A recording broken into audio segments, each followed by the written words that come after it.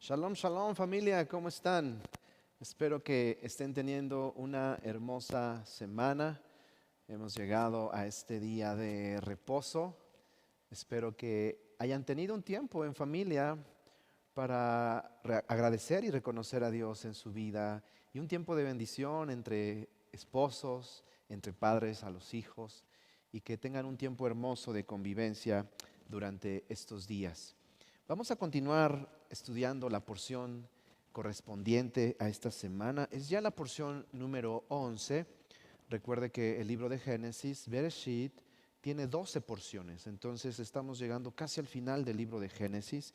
Y bueno, la porción se llama Vayigash, que significa, o uno de los significados que podemos darle a Vayigash es y se acercó. Eso es lo que significa y se acercó, Vayigash. Ahora, las porciones que vamos a leer durante esta semana es Génesis 44, 18 al 47, 27. Le voy a dar unos segundos, si usted no tiene su cuaderno, su Biblia, acérquese, vamos a estudiar en familia, tome nota.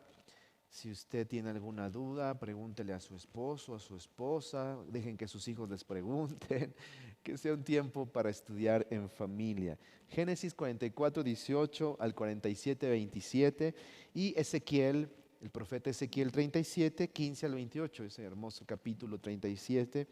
Y en el Evangelio de Lucas, capítulo 24, 30 al 48. Entonces, decíamos que básicamente desde hace 2 semanas atrás entramos con la vida de Joseph, un personaje que es el que tiene más similitudes con el Mesías, Yeshua. Tiene muchísimas similitudes. Cómo observar la vida de Joseph nos va a dar mucha luz respecto al Mesías, Yeshua. Y no solo eso, sino que además, como vimos la semana pasada, los acontecimientos en la vida de Joseph también nos hablan de la segunda venida y el tiempo de tribulación antes de que venga el Mesías. Ahora, el contexto en el que vamos a entrar el día de hoy, como ustedes saben, sus hermanos han descendido, perdón, a Egipto en busca de ayuda, en busca de alimento. José reconoce a sus hermanos no lo logran reconocer, él piensan que están hablando con un egipcio más. José no desconoce a sus hermanos, pero tampoco se revela ante ellos, no aún. Entonces, en este pasaje vamos a ver que José está interesado en probar. Escuchen, esta porción se trata de José probando a sus hermanos. ¿Qué es lo que espera José encontrar en la vida y en los corazones de sus hermanos? Entonces, esta es la prueba de Joseph a sus hermanos, que vienen a buscar alimento. Y como ustedes saben, en esa primera ida a Egipto,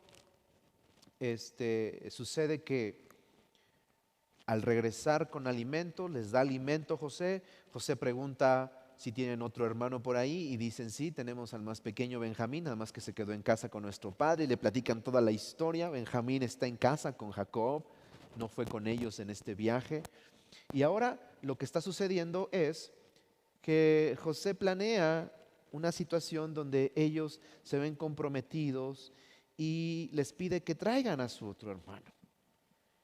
Y entonces, ahora que traen a su otro hermano, se encuentran en una situación porque José no los quiere dejar ir. Y es más, José ya tiene ahí a Benjamín, a su hermano, es su hermano, porque es de la misma madre, de Raquel. Entonces, en esta prueba vamos a ver que sucede algo muy interesante, porque dice el capítulo 44, versículo 18, de donde toma nombre esta porción, Vayigash, dice que entonces Judá, presten atención, no es una persona al azar, no es cualquier persona, es Judá quien se acerca a Joseph. Dice que se acercó a él. ¿Cuál es la razón? José se anticipa y viene con Joseph, no sabe que es Joseph, sin embargo se acerca con la intención de interceder como diciendo, me quedo yo mejor, pero deja ir a mi hermano Benjamín. Él quiere interceder. Ahora, presten atención porque nuevamente la Torá nos está resaltando dos personajes. ¿Quiénes son estos dos personajes que nos está resaltando la Torá? Bueno, nuevamente son estos personajes, José, por supuesto, y Judá, de los cuales hablamos hace algunas semanas atrás. Hablábamos cómo estos linajes son importantes porque reflejan mucho al Mesías, pero también vamos a ver hoy otros simbolismos que para nosotros son relevantes, porque vamos a ver que antes de que José se revelara a sus hermanos, Judá se acerca. Presten atención porque esto es un plan, esto es una analogía de lo que va a suceder en estos tiempos. ¿Qué es lo que va a pasar? Bueno, lo que va a suceder es que el pueblo judío, Judá, de donde vienen los judíos, el pueblo judío se va a acercar al Mesías antes que él se revele. Entonces, para nosotros esto tiene mucha importancia y relevancia, porque por eso estamos viendo un despertar dentro del pueblo de Israel, donde muchos se están acercando ya al Mesías Yeshua. Es cierto que falta mucho por hacer, eso también es una realidad, pero el plan de Dios sigue sobre ruedas. El plan de Dios continúa y se va a llevar a cabo. Ahora, lean conmigo el pasaje completo. Dice que entonces Judá se acercó a él, Génesis 44, 18. Judá se acercó a él, ¿a quién él? A Joseph, y le dijo: ay, Señor mío, te ruego que permitas que hable tu siervo una palabra a oídos de mi Señor, y no se encienda tu enojo contra tu siervo, pues tú eres como Faraón. Entonces, lo que estamos viendo aquí es que Judá quiere acercarse, pero tiene cierto temor de que lo vaya a rechazar, no se le permita hablar, no se le permita acercarse. Y entonces esto lleva a ciertas interpretaciones que lo resuelven de alguna manera el pueblo de Israel ante sus ojos y ante su perspectiva. Ellos lo interpretan como una confrontación que tiene que suceder entre las dos casas de Israel, es decir, la casa del sur y la casa del norte. Entonces, pero también ellos interpretan que esto tiene que ver con los dos Mesías. Si ustedes recuerdan y han estado al pendiente de las porciones, hablamos en algún momento que el pueblo de Israel espera dos Mesías. En la actualidad, incluso el judaísmo ortodoxo esperan dos Mesías, un Mesías sufriente y un Mesías reinante. Dos personas distintas. Y nosotros sabemos que en realidad sí son dos funciones, pero en realidad es una sola persona. Es una sola persona que va a realizar la función del Mesías sufriente. Es la misma persona la que va a realizar la función del Mesías reinante cuando regrese. Yeshua, cuando vino por primera vez, fue el Mesías sufriente. Y cuando regrese, en esta segunda ocasión, Él viene como el Mesías reinante, el Mesías con autoridad y que va a doblegar a todas las naciones que estén en contra de Él y de su pueblo. Ahora, esa es la única discrepancia, entre algunas más, por supuesto, con el pueblo judío, porque mientras ellos esperan dos personas diferentes que van a realizar cada una de estas misiones, nosotros sabemos que es la misma, que va a realizar estas dos misiones en dos tiempos, eso sí, en dos tiempos distintos. Ahora, ¿por qué estoy mencionando esto? Porque Isaías declara en este comentario que se llama Midrash Tanhuma, esto es parte del Midrash, referente a esta porción Vayigash.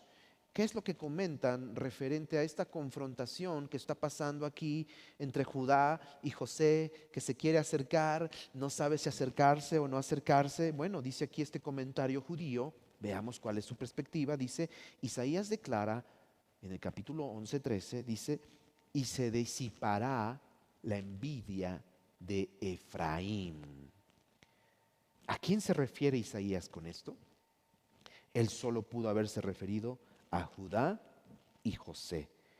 Mientras Judá y José estaban discutiendo, se están haciendo referencia a este pasaje que acabamos de leer, los ángeles ministradores se dijeron, vengan, descendamos y veamos al buey y al león peleando el uno con el otro. Es natural que un buey le tema a un león, pero en este caso el buey y el león pelean continuamente hasta que el celo entre ellos se aleje en la venida del Mesías. Si se dan cuenta, ellos están interpretando este pasaje que acabamos de leer de Judá acercándose a José, Judá como el león, José como el buey. Bueno, para nosotros entendemos que al ser representado José como un buey, ¿por qué? Porque parte de todo lo que José hizo fue trabajar para sus hermanos, sufrir por sus hermanos, padecer por sus hermanos. Esa es la figura y la imagen de un buey. Mientras que Judá es representado por un león. ¿Por qué? Porque era alguien en autoridad entre sus hermanos. Entonces, si nosotros estamos leyendo bien, el león representa la monarquía de David. Eso es lo que representa. Y el buey representa la monarquía de Jeroboam, de Efraín, hijo de José. Entonces, habla directamente de José. El buey representa la monarquía de José, obviamente derivado de Jeroboam, de Efraín. Entonces, ustedes saben esta historia, lo hemos comentado, parte de la historia de Israel y que todos debemos de conocer y de comprender cómo es que cuando Israel se divide en dos reinos de la mano del hijo de Salomón, Roboam, cómo se divide la casa del sur y la casa del norte, y había una pugna constante. El león contra el buey y el buey contra el león están discutiendo, como aquí en este momento Judá y José. Entonces, ¿qué significa y qué tiene que ver esto con nosotros? Bueno, que ustedes saben que esas 10 tribus del norte, Efraín, fueron dispersados entre las naciones y que ahora son parte entre las naciones y que está relacionado con los gentiles, por supuesto, y que por un lado vamos a ver que Judá representa, por supuesto, al pueblo judío, pero también por el otro lado vemos que José y su descendencia Efraín representa al pueblo gentil. Y cómo a través de la historia cristianos y judíos han estado en pugna, han estado en pelea, en discusión. La historia nos demuestra que el cristianismo no metió las manos, no hizo nada ante atrocidades que se llevaron en nombre de Cristo contra los judíos. Ejemplos tenemos muchos en la historia. Las cruzadas tienen que ver con presentar a un Cristo, forzar a la gente y perseguir a los judíos en nombre de Cristo, ¿no? Todas estas persecuciones, la Santa Inquisición, todos estos momentos en la historia disfrazados de religión, de cristianismo y ¿qué querías? ¿La cruz o la espada? Entonces, este momento en la historia es tan real que en la actualidad lo seguimos viendo. Solo basta ver cómo muchos pastores hablan en contra de Israel. En este momento de guerra, en este momento tan difícil, muchos pastores están diciendo tontería y media, diciendo que Israel se lo merece, diciendo que Israel, como si ellos fueran mejores que Israel.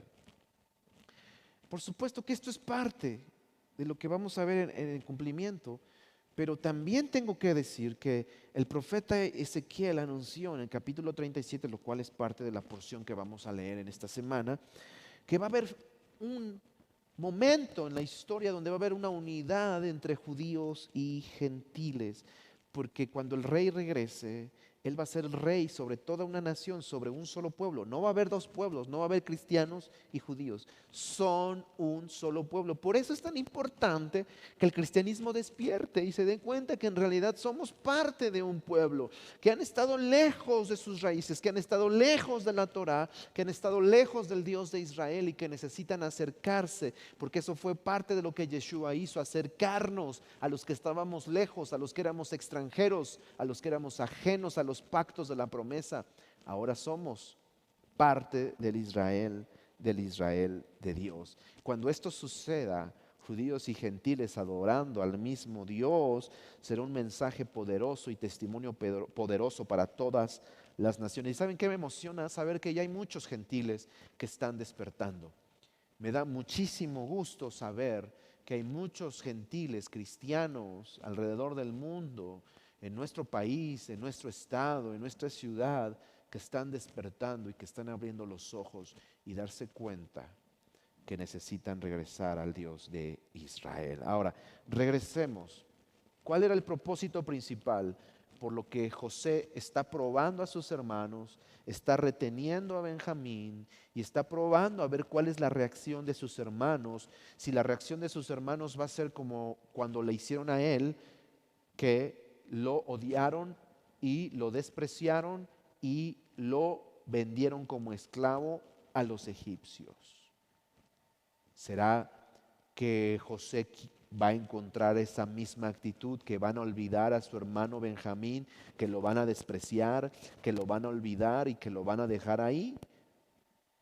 José está a punto de saber la respuesta. Es por eso que él los está probando. Escuchen lo que dice el versículo 33. Recuerden, estamos en Génesis 44, 33. Dice: te ruego por tanto, está hablando Judá, que quede ahora tu siervo en lugar del joven, por siervo de mi señor, y que el joven vaya con sus hermanos, se está refiriendo a Benjamín, porque ¿cómo volveré yo a mi padre sin el joven? Es decir, Judá dice: ¿cómo voy a regresar con mi padre y decirles que ahora ya perdimos una vez a José, a su hijo predilecto, y que ahora este último Benjamín también es muy querido por él? ¿Cómo voy a regresar sin él? No podré, dice aquí, por no ver el mal que sobrevendrá a mi padre. Este es el corazón de Judá. Judá está intercediendo y se ofrece a quedarse en lugar de su hermano. Y saben, cada vez que Judá externaba y presentaba esto, yo sé que el corazón de José se alegraba de ver que sus hermanos han crecido, al ver que sus hermanos han madurado y ver esta respuesta de incluso poner su vida por la de su hermano. Él se siente satisfecho. Esto nos lleva a la siguiente deducción: es la confesión y arrepentimiento de Judá, como lo estamos viendo, la confesión y el arrepentimiento de Judá lo que va a provocar que Joseph se revele a sus hermanos. Dicho de esta manera, la confesión del pueblo judío en estos últimos tiempos, el arrepentimiento del pueblo judío en estos últimos tiempos, ¿qué es lo que va a provocar? Que el Mesías regrese, que el Mesías se revele. Por eso el Mesías, Yeshua, lo enseña en el Evangelio de Mateo: porque les digo que desde ahora no me verán hasta que digan.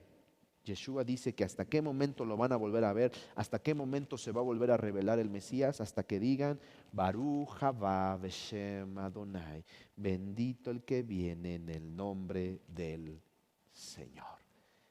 Está escrito, así como esta pronunciación de Judá con su hermano y su arrepentimiento y su confesión. Eso va a provocar en un momento más que José se quiebre y se revele a sus hermanos. Ahora vean esta similitud. Joseph se queda solo. ¿Qué quiere decir esto? Que cuando Joseph empieza a ver que sus hermanos tienen una conducta de arrepentimiento, de confesión, de que están intercediendo por su hermano, principalmente Judá, bueno, él empieza a remover su corazón, él empieza a doblegarse, y dice aquí el versículo 1 del capítulo 45, estamos ya en el capítulo 45 de Génesis, dice, no podía ya José contenerse. Vea esto familia, vean esto hermoso. José ya no se puede contener delante de todos los que estaban al lado suyo. Es decir, en ese cuarto, en esa sala donde estaban sus hermanos, estaba rodeado por todos sus sirvientes egipcios, eso es importante, sirvientes egipcios que están a su alrededor. José ya no aguanta, quiere decirles a sus hermanos quién es él. Y fíjense qué es lo que clamó.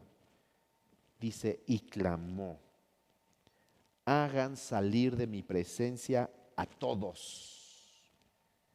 Y no quedó nadie con él. Escuchen eso, no se quedó nadie con él al darse a conocer a sus hermanos. Es decir, esa sala que estaba llena de mirones egipcios o servidores egipcios, les dice que se salgan y solamente se queda solo José en presencia de sus hermanos, porque se va a dar a conocer, se va a revelar a ellos. Y dice que entonces, escuchen esto, vean la pasión con la que está escrito.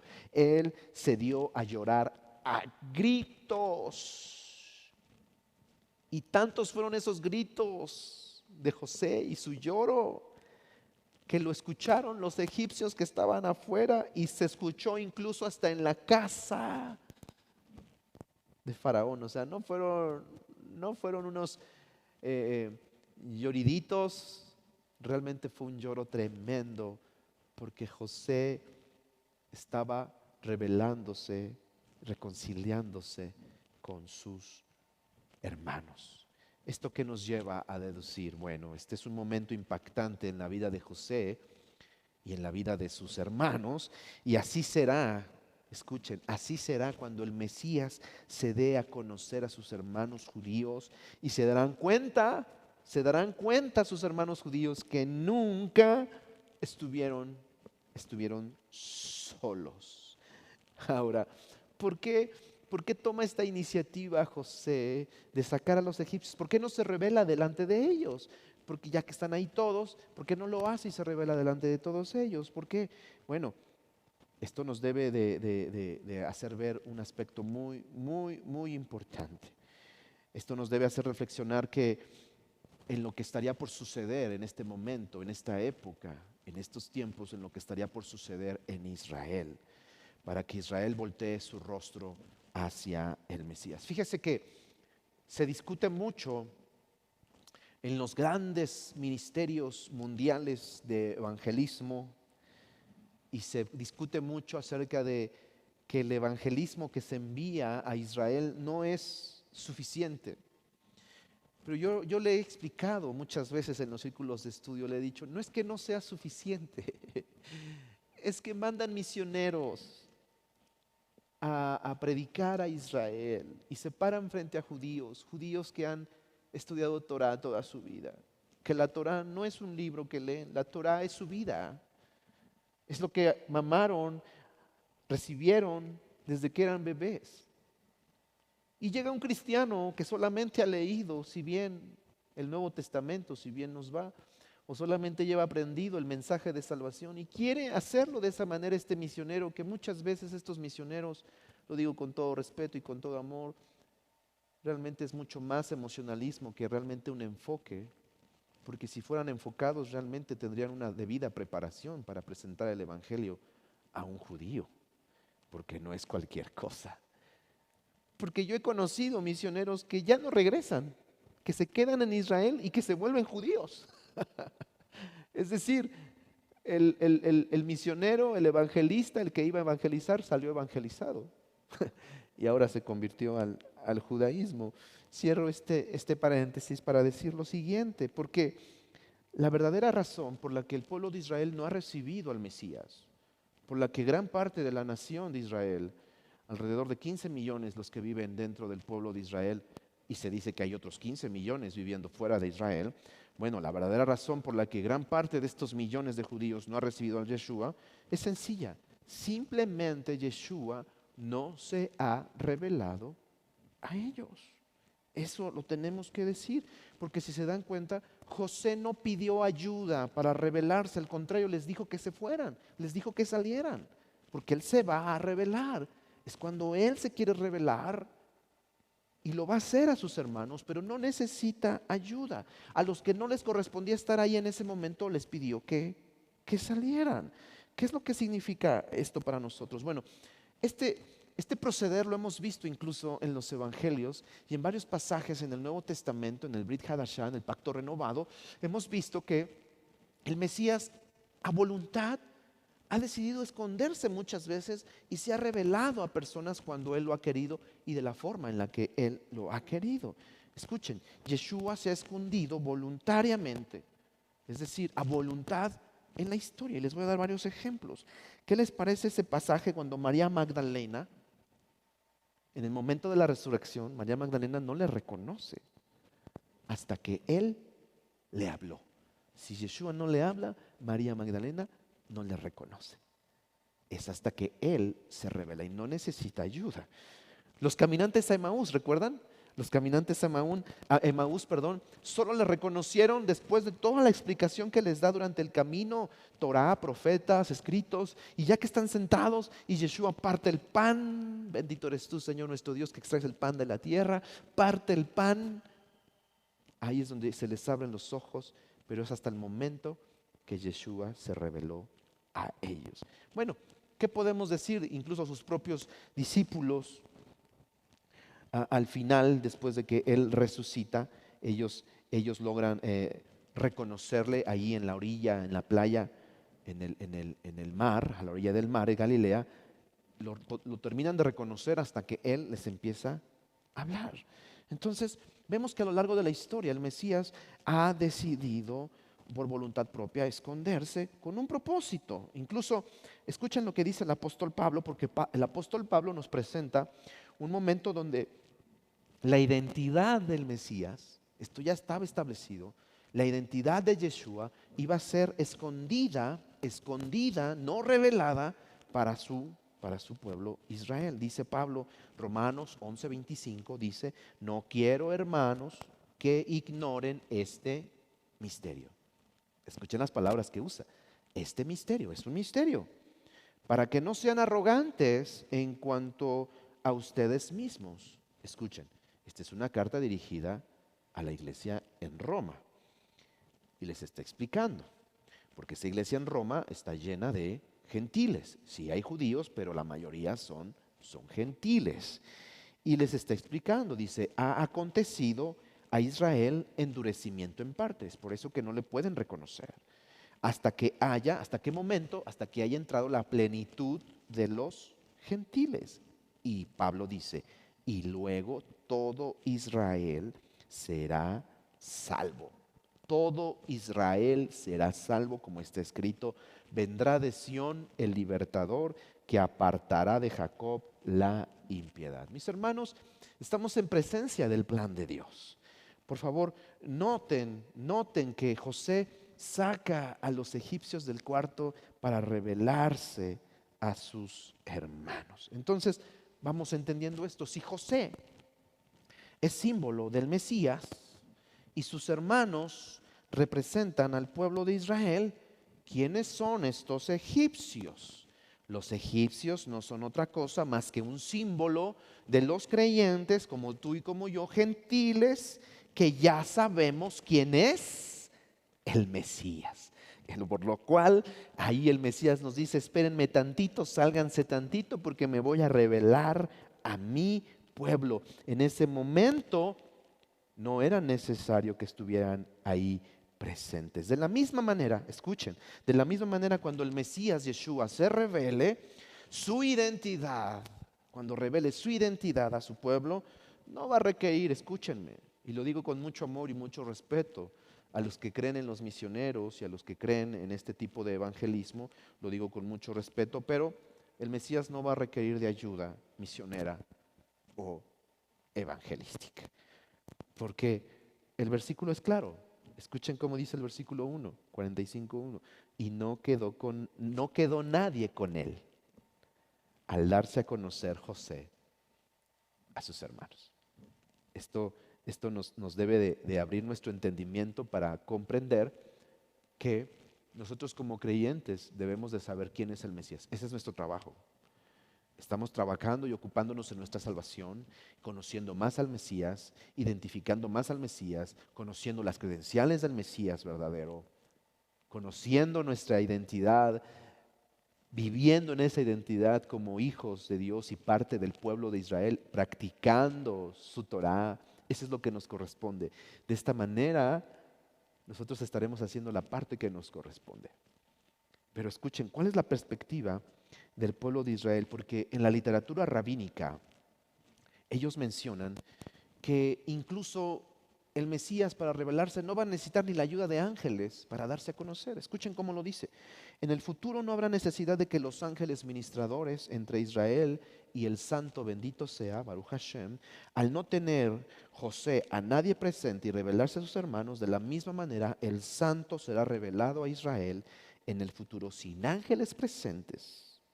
Esto lo encontramos en el comentario Yalkut Moshiach, en la porción Miketz y Vayigash. Entonces, no solo seres celestiales, no se está refiriendo solamente a ángeles o seres celestiales, se está refiriendo a mensajeros, a enviados, a intermediarios. No va a necesitar para cuando el Mesías se revele e Israel abra sus ojos. Y yo les voy a ser honesto, la verdad es que qué bueno que sea así. Porque la verdad es que a veces yo veo con mucho dolor y con mucha tristeza que gentiles que vienen a las raíces hebreas y que vienen a conocer y descubrir su verdadera identidad, lo cual es algo hermoso. Pero lamentablemente muchas veces no terminamos de dejar ese trasfondo y generamos más problemas y generamos más confusión. Y esto, mis hermanos, esto no es de Dios. Cuando estemos aprendiendo la palabra, cuando estemos aprendiendo la Torah no es para generar problemas ni generar confusión. Lamentablemente, cuando se enseña las raíces hebreas, hay personas que las enseñan sin tener un equilibrio, un balance adecuado. Siguen enseñando raíces, pero desde una perspectiva cristiana. Esto es delicado, porque en lugar de ayudar, genera más conflicto. Y por eso yo creo que el Mesías dice, no me ayuden, yo puedo solo darme a conocer. Y voy a cerrar con esto, con una similitud más. Hemos visto muchísimas a lo largo de estas semanas. Esta similitud es hermosa porque José, fue un hombre experimentado en dolor, en quebranto, dado lo que él vivió. Vamos a ver estos pasajes donde él llora, donde él sufre, donde él se lamenta, José, y vamos a compararlo con el verdadero varón de dolores y experimentado en quebranto, el cual es el Mesías. Dice Génesis 45:2, entonces se dio a llorar a gritos y oyeron los egipcios y oyó la casa de Faraón y se apartó José de ellos y lloró. Este es José llorando, quebrantado. Luego dice el versículo 24, y se apartó de ellos y lloró, otra vez lloró. Versículo 30, 43, 30 de Génesis, entonces José se apresuró porque se conmovieron sus entrañas a causa de su hermano y buscó dónde llorar y entró en su cámara y lloró allí. ¿Qué le pasa a José? José está experimentando dolor, sufrimiento.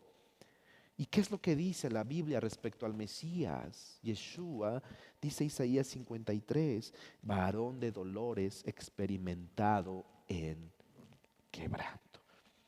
Yeshua constantemente mostró compasión.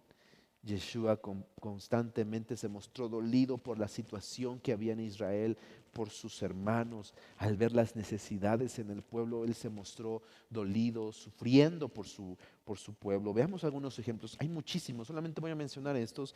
Mateo 9:36 dice que al ver las multitudes tuvo compasión. Escuchen, tuvo compasión de ellos, porque estaban desamparados y dispersos como ovejas que no tienen pastor. Este es Yeshua teniendo compasión. Mateo 20:34. Entonces Jesús, compadecido, otra vez esta palabra, sintió dolor y muestra una acción ante ese dolor. Es que dice aquí que compadecido le tocó los ojos y enseguida recibieron la vista y le siguieron. Lucas 7:13. Y cuando el Señor la vio, se compadeció de ella y le dijo, no llores. Lucas 13:34. ¿Qué es lo que dice Yeshua? Jerusalén, Jerusalén, que matas a los profetas y apedreas a los que te son enviados. ¿Cuántas veces? Escuche el tono en que Yeshua lo dice. ¿Cuántas veces quise juntar a tus hijos como la gallina a sus polluelos debajo de sus alas? Y no quisiste. Entonces, lo que estamos viendo es que los mismos evangelios nos están mostrando a cómo hay esa similitud de José con Yeshua, de Yeshua con José. Hay unas semejanzas porque podemos ver que Yeshua está dispuesto, así como José, a ser reconciliado con sus hermanos. Así como José quería reconciliarse con sus hermanos, el Mesías Yeshua está totalmente dispuesto a tener esta reconciliación con su pueblo. Está dispuesto a sanar las heridas y los errores del pasado. El Mesías está lleno de empatía por su pueblo Israel. Él no está indiferente, al contrario, Él está interesado en acercarse a su pueblo. Y escuchen esto, Yeshua desea con ansias, esa es la palabra, Yeshua desea con ansias la reconciliación y la redención final. Y con esto voy a terminar. Yo quiero que usted vea que para Yeshua estos 2000 años, después de que Él ascendió y que Él está sentado a la diestra del Padre, estos 2000 años para Él han parecido una espera interminable. Porque Él espera reconciliarse, Él espera regresar. Él lo ha visto a través de las generaciones. Él desea juntar a su pueblo bajo las alas del Todopoderoso y que seamos uno solo. Escuche lo que dice este comentario, las obras del Rabí Yehoshua ben Leví. Escuchen cómo lo manifiesta este hombre, cómo lo escribe. Dice, Rabí Yehoshua ben Leví dijo, cuando vine, él tuvo este sueño, es una especie de sueño, revelación la que él tiene. Y él escribe, me pareció muy pertinente mencionarlo, porque él dice que cuando vine al Mesías, él me preguntó y dijo, ¿qué está haciendo Israel en el mundo del que tú vienes? Yo le respondí, están esperando por ti cada día.